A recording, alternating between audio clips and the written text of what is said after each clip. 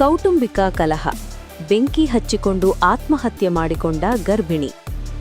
ಕೌಟುಂಬಿಕ ಕಲಹದ ಹಿನ್ನೆಲೆ 5 ತಿಂಗಳ ಗರ್ಭಿಣಿಯೊಬ್ಬರು ಮೈ ಮೇಲೆ ಡೀಸೆಲ್ ಸುರಿದುಕೊಂಡು ಬೆಂಕಿ ಹಚ್ಚಿಕೊಂಡು ಆತ್ಮಹತ್ಯೆ ಮಾಡಿಕೊಂಡಿರುವ ದುರ್ಘಟನೆ ಬೆಂಗಳೂರು ದಕ್ಷಿಣ ಜಿಲ್ಲೆಯ ರಾಮನಗರದ ತಾಲೂಕಿನ ವಡ್ಡರದೊಡ್ಡಿ ಗ್ರಾಮದಲ್ಲಿ ಬುಧವಾರ ರಾತ್ರಿ ನಡೆದಿದೆ. ಮೃತರನ್ನು ನಯನ 20 ವರ್ಷ ಎಂದು ಗುರುತಿಸಲಾಗಿದೆ.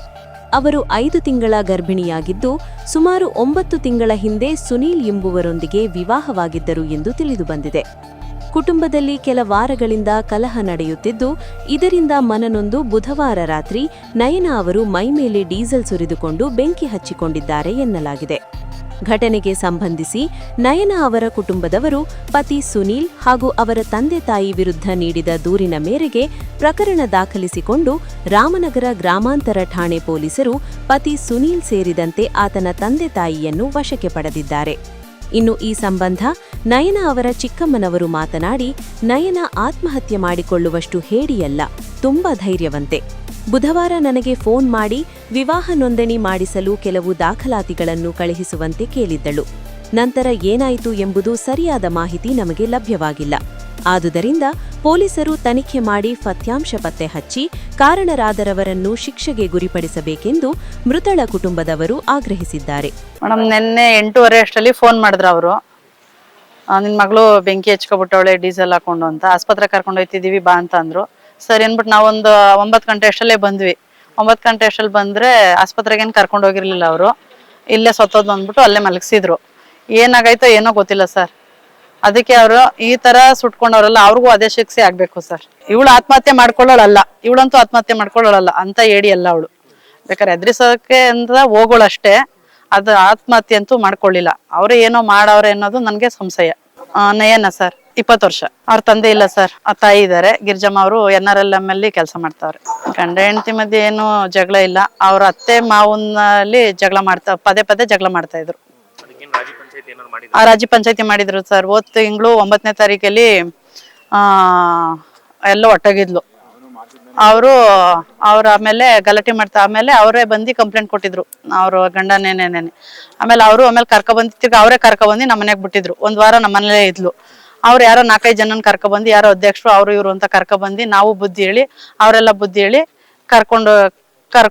ತಿರ್ಗಾ ಕರ್ಕೊಂಡೋದ್ರು. ಕರ್ಕೊಂಡೋದ್ಮೇಲೆ ನಾವು ನಿನ್ನೆ ಸೋಮವಾರ ಹೋಗಿದ್ವಿ, ನೋಡ್ಕೊಬಂದು. ಚೆನ್ನಾಗೆ ಮಾತಾಡ್ತಿದ್ಲು. ನೆನ್ನೆ ಇನ್ಸಿಡೆಂಟ್ ನಡೆದಾಗೂ ನನಗೆ ಫೋನ್ ನೆನ್ನೆ ಇನ್ಸಿಡೆಂಟ್ ನಡೆದಾಗೂ ನನ್ಗೆ ಫೋನ್ ಮಾಡಿದ್ಲು 1:30-2 ಗಂಟೆಲಿ.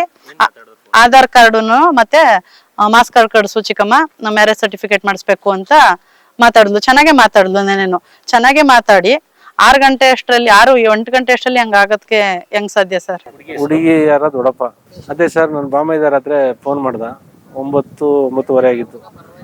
ಮಾಮ ಹಿಂಗೆ ಸೂಸೈಡ್ ಮಾಡ್ಕೊಬಿಟ್ಟ ಅಂತ ಫೋನ್ ಮಾಡೋದು, ಬೆಂಕಿ ಅನಾಹುತ ಆಗ್ಬಿಟ್ಟತೆ ಅಂತ. ಅಲ್ಲಿಂದ ಬಂದು ನೈಟು 10:30ಗೆ ಬಂದೆ ನಾನು. 10:30ಗೆ ಬಂದು ಸುಮಾರು ಬೆಳಗಾನ ಅಲ್ಲಿ ನೋಡ್ದ ಪೈಸನ್ನ. ಅದು ಏನು ಅಲ್ಲಿ ಬೆಂಕಿ ಹಾಕಿ ಬೆಂದಿದ್ರೆ ಎಲ್ಲ ಬೆಂದಿರಬೇಕು, ಹುಡುಗಿ ಇದಾಡಿರ್ಬೇಕು. ಏನೂ ಆಗಿಲ್ಲ ಅಲ್ಲಿ. ನಮ್ಗೆ ಯಾಕೋ ಡೌಟ್ ಬಂತು. ಆಮೇಲೆ ಕಂಪ್ಲೇಂಟ್ ಕೊಟ್ಟ ಮೇಲೆ ರಾತ್ರಿ 4 ಗಂಟೆ ಆಮೇಲೆ ಬಂದು TSP ಅವರೆಲ್ಲ ಬಂದು ಇದು ಮಾಜೂರು ಮಾಡಿ ಆಮೇಲೆ ನಮ್ಗೆ ನ್ಯಾಯ ಕೊಡಿಸ್ಕೊಡ್ಬೇಕಷ್ಟೇ. ಏನಾಗಿದೆ ಸತ್ಯಾಂಶ ಬೇಕು. ಅಲ್ಲಿಗೆ ಇನ್ನು ಏಪ್ರಿಲ್ ಬಂದರೆ 1 ವರ್ಷ. ಏಪ್ರಿಲ್ ತಿಂಗಳಲ್ಲಿ ಮದುವೆ ಅದು. ಹುಡುಗ ಅಂಗಡಿ ಮಾಡಿಕೊಂಡಿದ್ದ. ಫಸ್ಟು ಲಾರಿ ಓಡಿಸ್ತಂತೆ, ಟಿಪ್ಪರ. ಆಮೇಲೆ ಅಲ್ಲಿಂದ ಬಂದು ಲಾಕ್ಡೌನ್ ಆದಮೇಲೆ ಊರಿಗೆ ಬಂದಂತೆ. ಊರಿಗೆ ಬಂದು ಅಂಗಡಿ ಹಾಕೊಂಡು, ಕೋಳಿ ಅಂಗಡಿ ಮತ್ತೆ ಒಂದು ಚಿಲ್ಲರೆ ಅಂಗಡಿ ಮಾಡಿಕೊಂಡಿದ್ದ.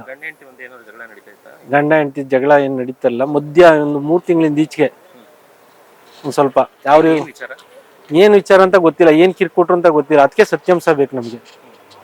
ಏನು ಸ್ವತ್ಲು, ಏನಾಯ್ತು, ಇಲ್ಲ ಅವಳೇ ಇಕ್ಕೊಂಡ್ಲ, ಇವರೇ ಇಕ್ಕಿದ್ರ, ಏನಾಗದೆ ಅಂತ ಸತ್ಯಾಂಶ ಕೊಡಿಸ್ಕೊಡಿ ಅಂತ ಪೊಲೀಸಲ್ಲಿ ಮನವಿ ಮಾಡ್ಕೊತಾ ಇದ್ವಿ. ವರದಕ್ಷಿಣೆ ಕಿರ್ಕೊಳಕ್ ಕೊಡ್ತಾವ್ರು.